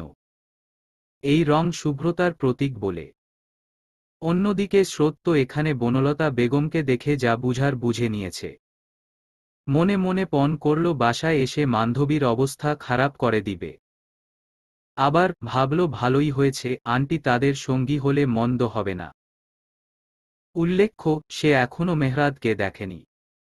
মেহরাদ উল্টো দিকে অন্ধকারে দাঁড়িয়ে কথা বলছিল। ওদের দেখে গাড়ির পেছনে চলে যায়। বনলতা বেগমের সাথে কথা বলে গাড়িতে উঠে ওরা। বান্ধবী আর বনলতা বেগম পেছনে আর স্রোত সামনে বসে। স্রোত প্রথমে বসতে না চাইলেও পরে বসে যায়, ড্রাইভার আঙ্কেলই তো হবে। তখনই মেহরাদ ড্রাইভিং সিটে এসে বসে। স্রোত খেয়াল করেনি। তার মনোযোগ ফোনে, পাশে কেউ বসেছে বুঝেও তাকায়নি, ড্রাইভার আঙ্কেলই তো হবেন। গাড়ি চলতে শুরু করে আপনগতিতে, শহরের অলিগলিতে, গন্তব্য অজানা। ফোনের কাজ শেষ হতেই পাশে নজর যায় স্রোতের। মেহরাদকে দেখে ভূত দেখার মতো চমকে উঠে। এই বদলোক এখানে কি করছে? সে কি না ঘুমিয়ে স্বপ্ন দেখছে? ওই বদলোকটাকে কল্পনা করছে। কেন করছে? এসব ভাবতে ভাবতেই ছোট ছোট চোখ করে পিটপিট করে চেয়ে আছে মেহরাদের দিকে। মেহরাদের মাথায় দুষ্ট বুদ্ধি খেলে যায়, বাঁকা হেসে মাকে প্রশ্ন করে, মা, আজকে কি আমাকে বেশি সুন্দর লাগছে? কেন বলতো? সাথে সাথেই জবাব দেন বনলতা বেগম, আসলে কেউ একজন তো আমার দিক থেকে চোখ ফেরাতেই পারছে না, তাই। মেহরাদের কথায় বনলতা বেগম বান্ধবী হাসতে শুরু করে। স্রোতের মনে হচ্ছে মাটিটা ফাঁক হয়ে যাক, সে ঢুকে পড়ুক।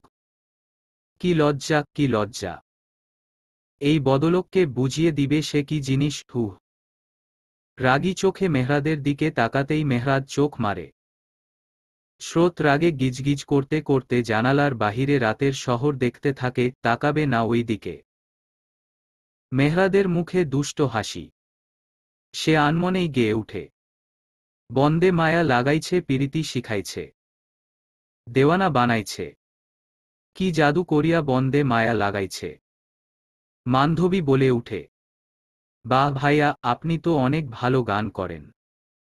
মেহরাদ প্রত্যুত্তরে হাসি উপহার দেয়। বনলতা বেগম তখন বলে উঠেন, আমার দুই ছেলে মেয়েই খুব ভালো গান করে।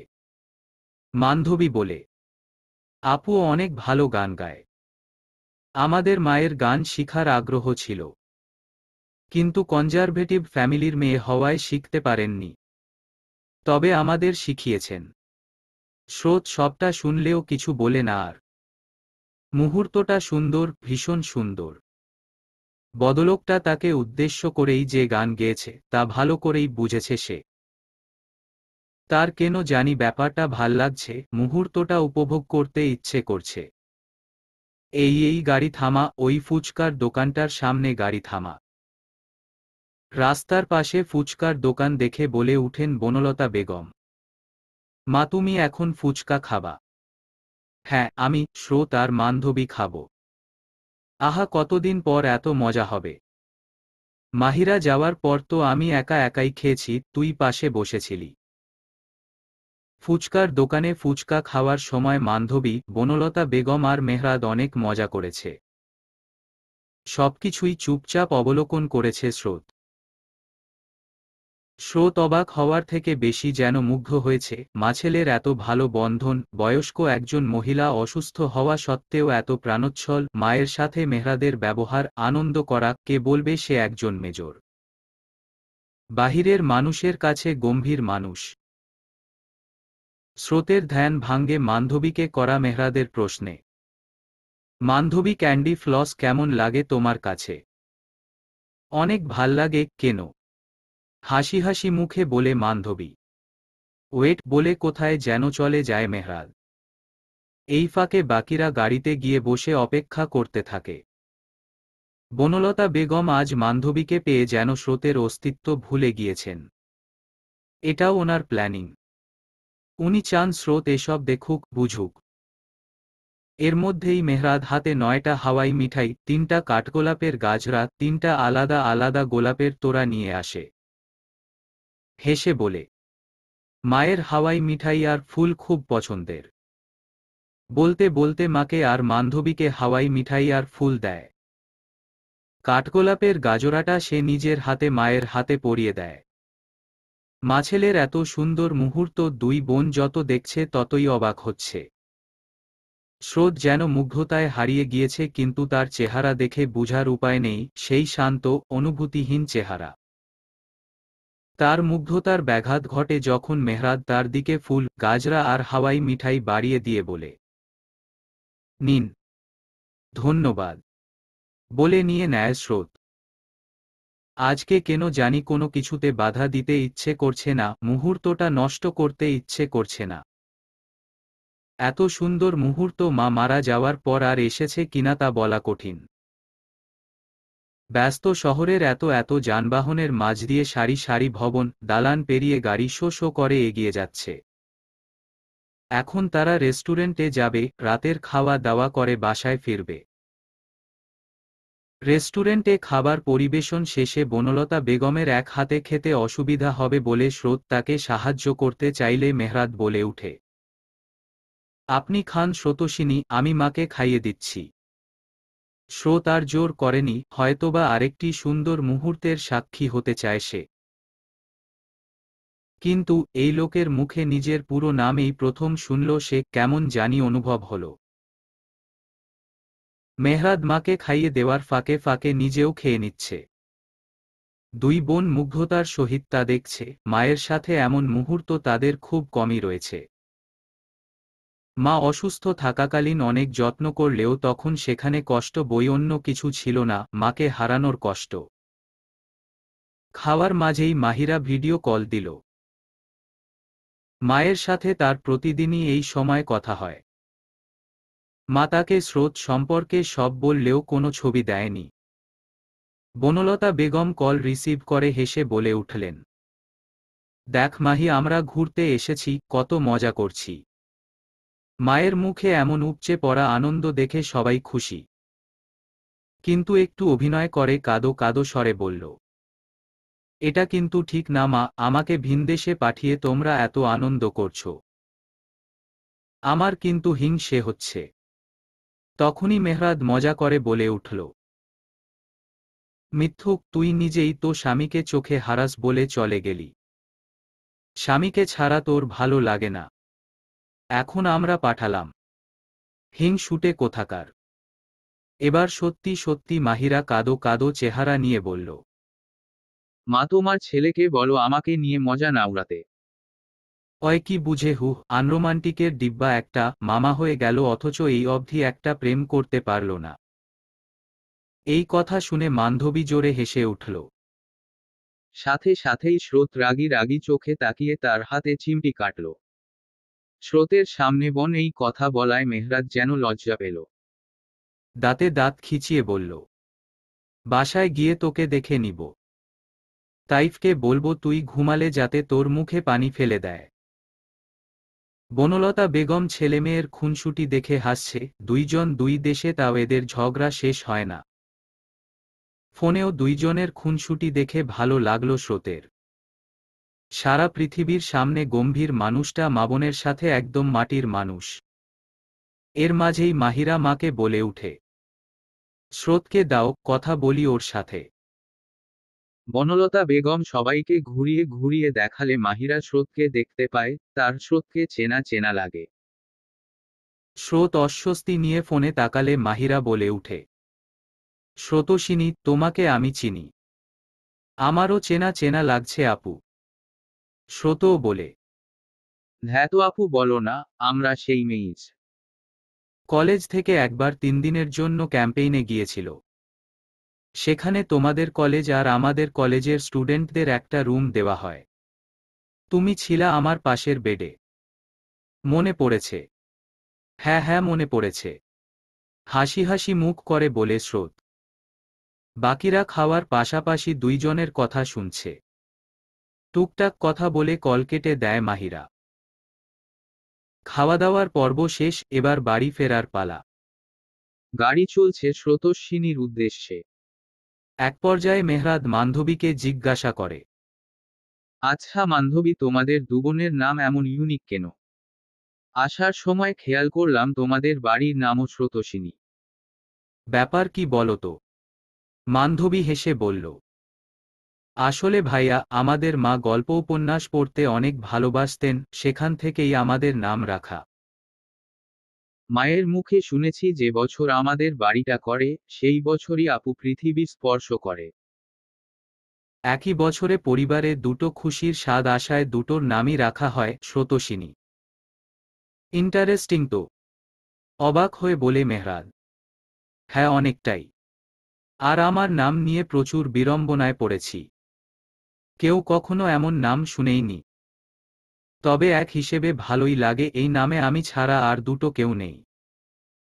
হেসে বলে বান্ধবী। বিপরীতে মেহরাদও হাসে। কথার ফাঁকে ফাঁকে মেহরাদ স্রোতের দিকে তাকায়, কিন্তু স্রোতের এদিকে খেয়াল নেই। সে বাহিরে তাকিয়ে আছে। অন্যদিকে স্রোত এসব কিছুই শুনছে, উপভোগ করছে। কিন্তু মুখ দেখে বোঝার উপায় নেই।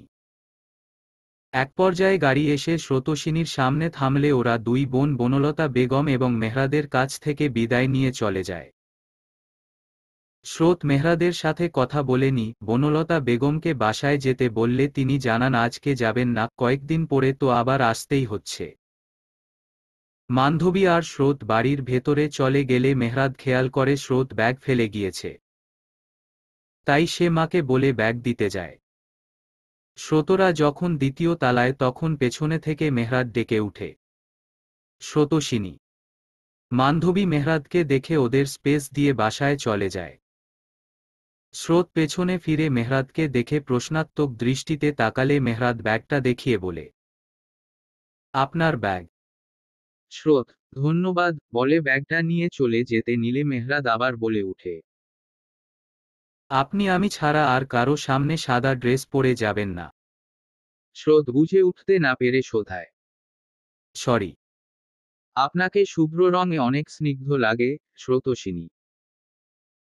আমি চাই না আমার ব্যক্তিগত মানুষের এমন স্নিগ্ধরূপ আমি ব্যতীত আর কেউ দেখুক।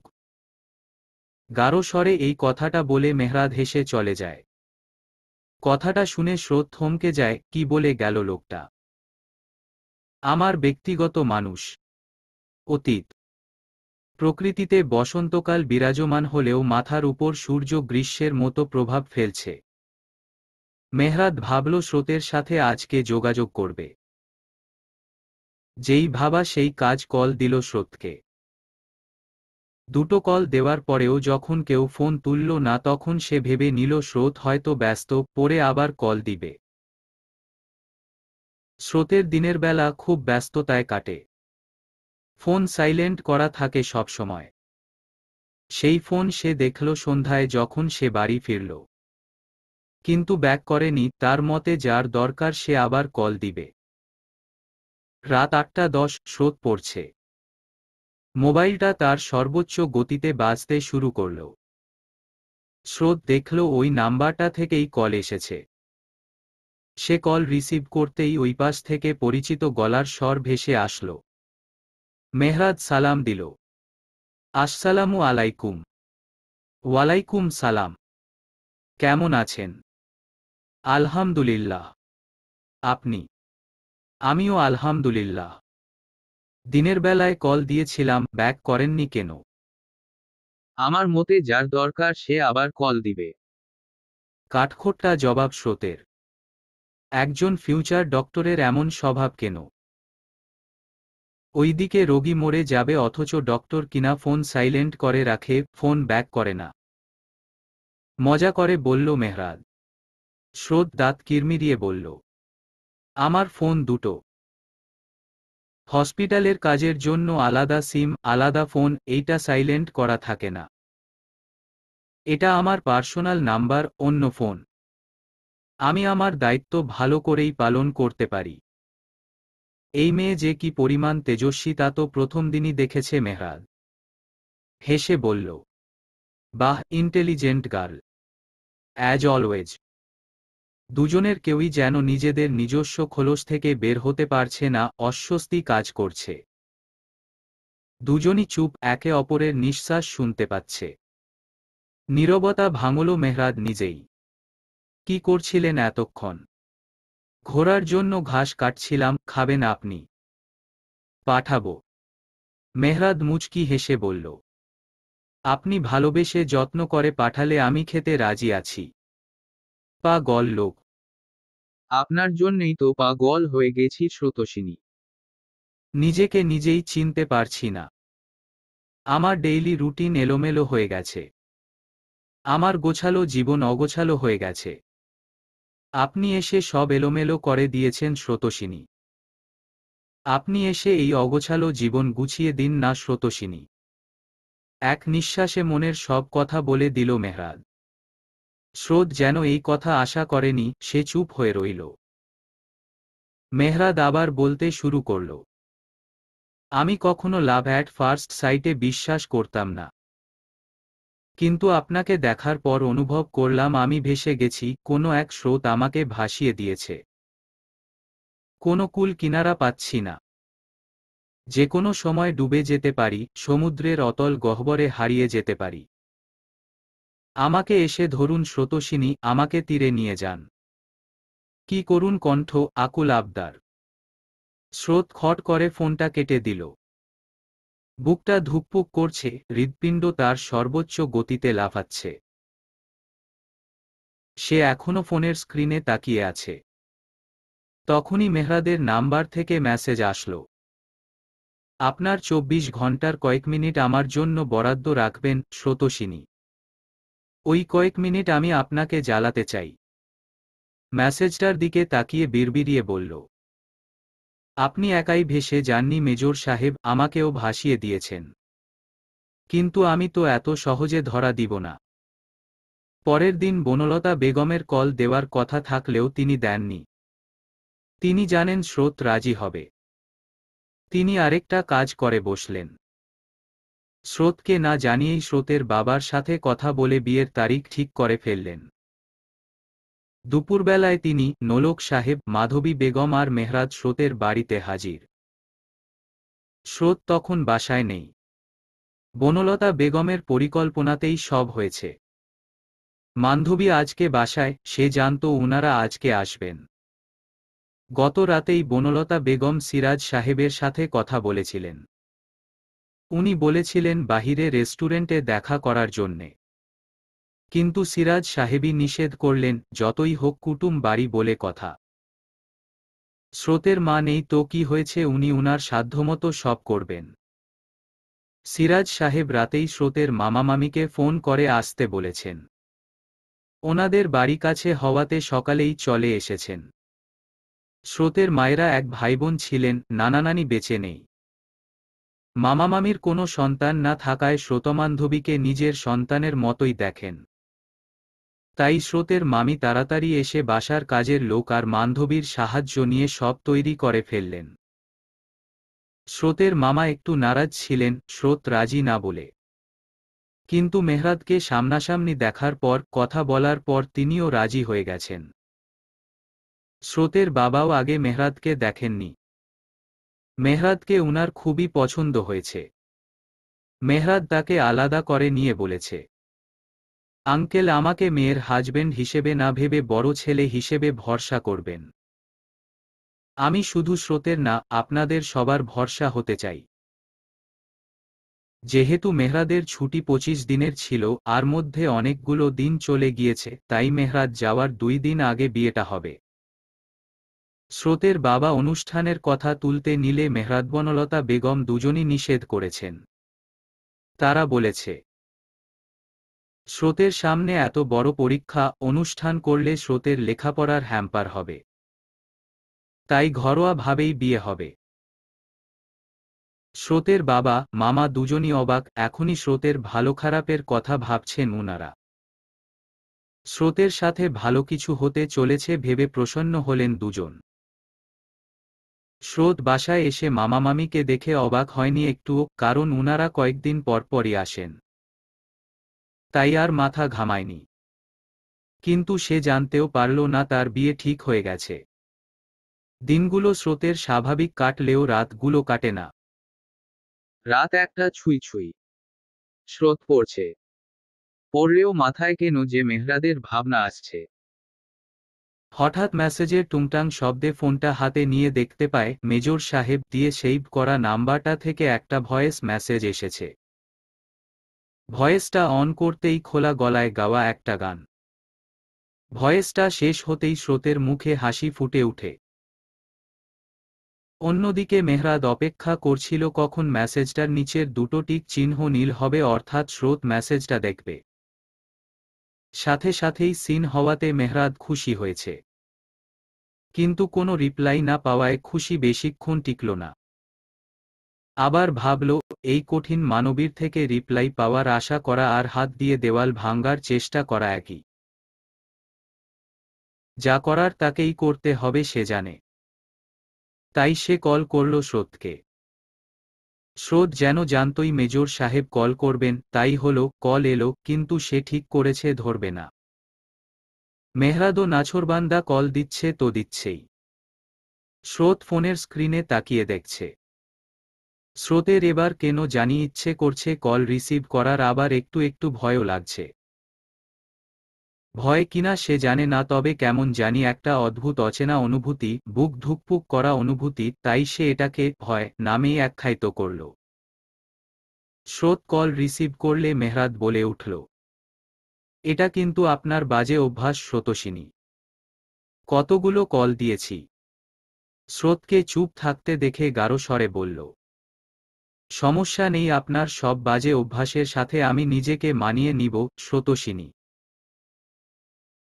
স্রোতের কেমন জানি লাগলো কথাটা শুনে, নিঃশ্বাস যেন ভারী হয়ে আসলো, আগে তো এমন হয়নি কখনো। এখন কেন হচ্ছে? সে এবারও চুপ করেই রইল। মেহরাদ ওই পাশের নিঃশ্বাসের শব্দ ঠিকই শুনতে পাচ্ছে। অস্থির হয়ে বলে উঠল, কথা বলছেন না কেন?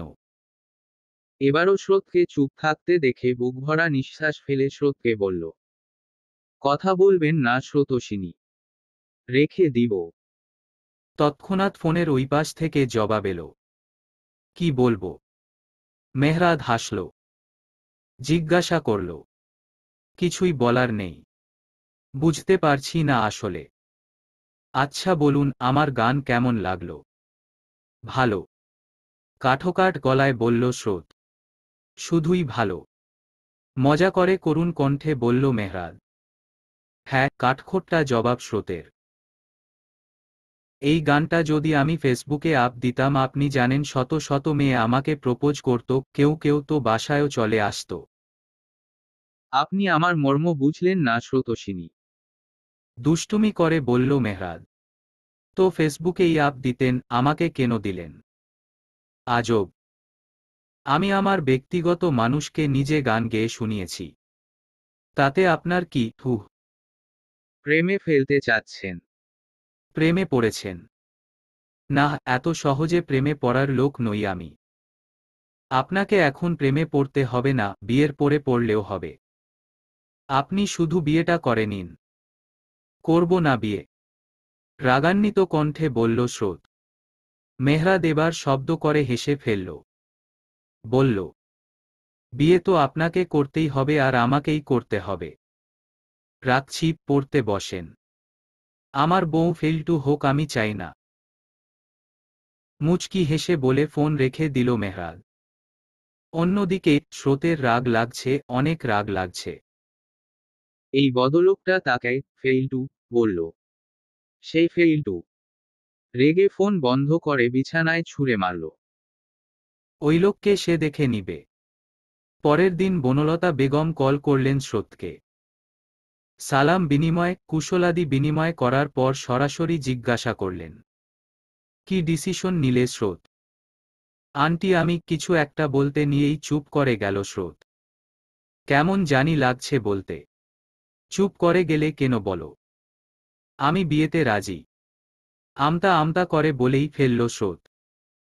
তার মনে হচ্ছে একদল লজ্জারা তাকে ঘিরে ধরেছে। আলহামদুলিল্লাহ। আমি জানতাম মা তুমি রাজি হবে। আমি সবাইকে জানিয়ে দিচ্ছি। অনেক খুশি হয়ে বললেন বনলতা বেগম। আন্টি আমার একটা শর্ত আছে। কি শর্ত? আপনার ছেলেকে এখনই জানাবেন না আমি যে রাজি। বনলতা বেগম জোরে হেসে ফেললেন।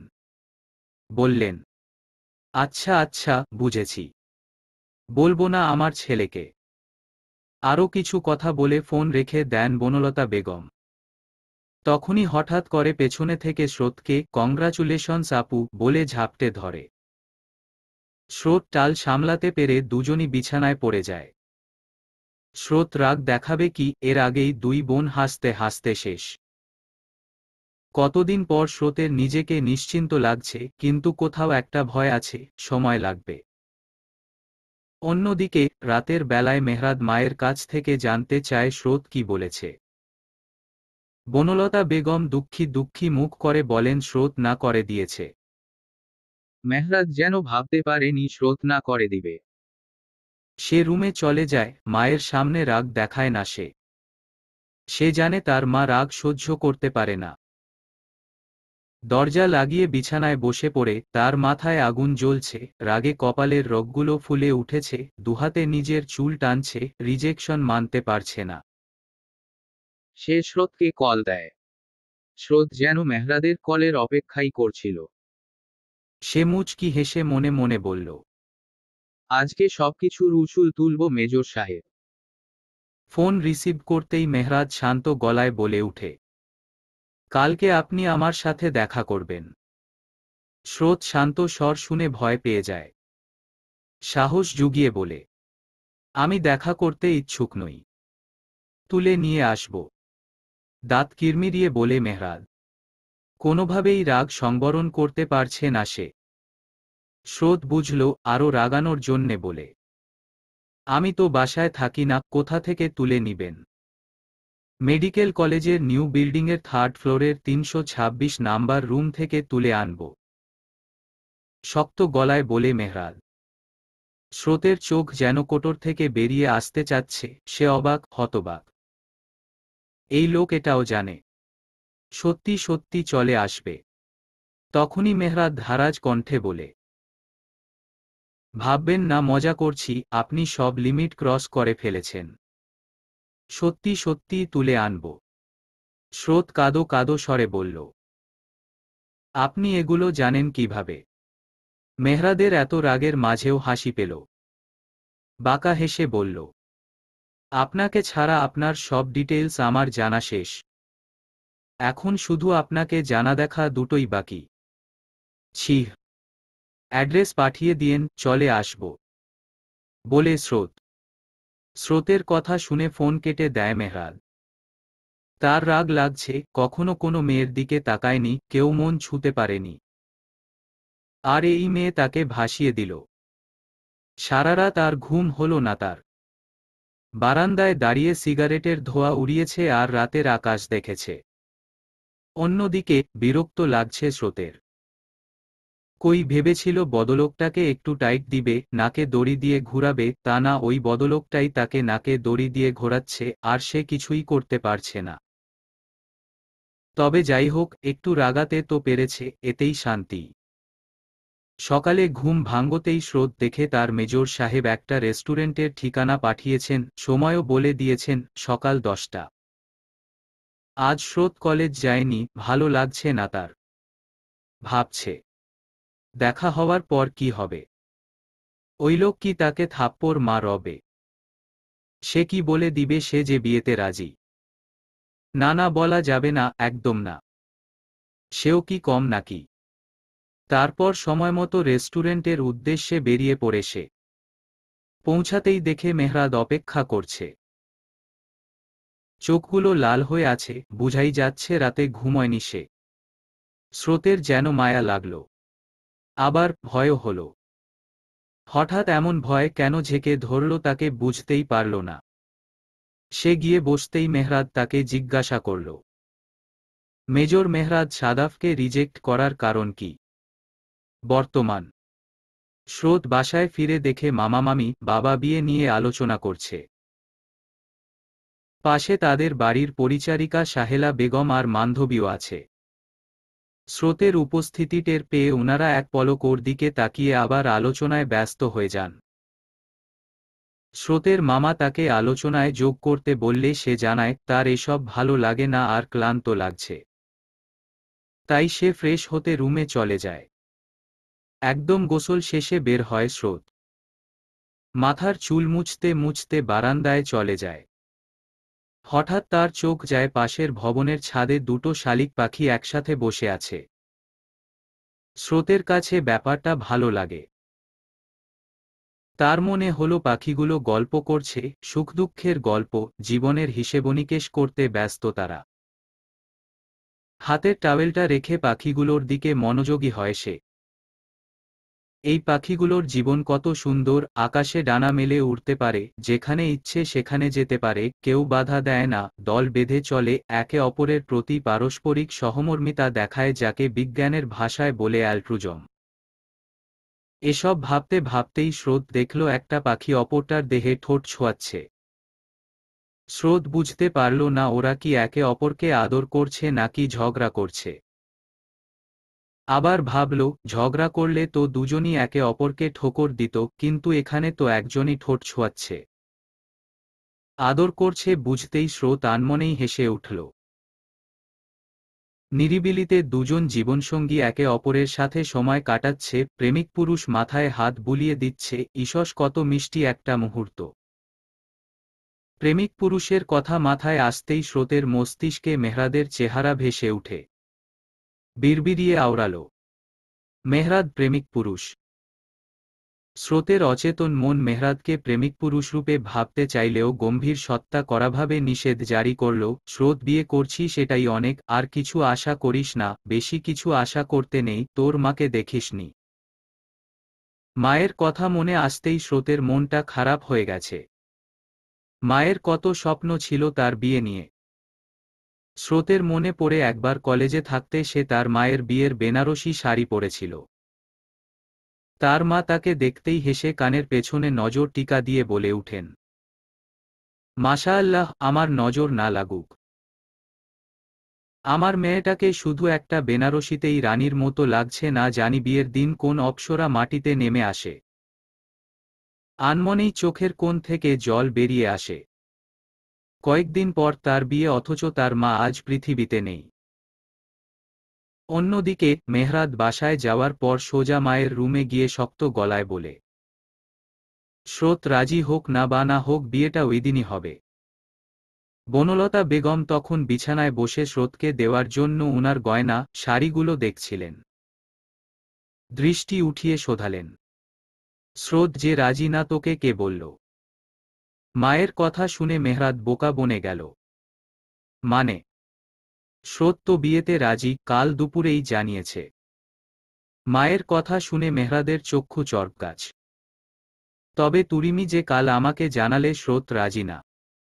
এবার বনলতা বেগম হেসে ফেললেন, বললেন, স্রোত নিষেধ করেছিল বলতে, কিন্তু তোর যা দেবদাস হাল দেখলাম একদিনেই, তাই আর না বলে থাকতে পারতাম না। বনলতা বেগম এখনো হেসেই চলেছেন, ছেলে তার এতদিনব কাউকে মন দিয়েছে।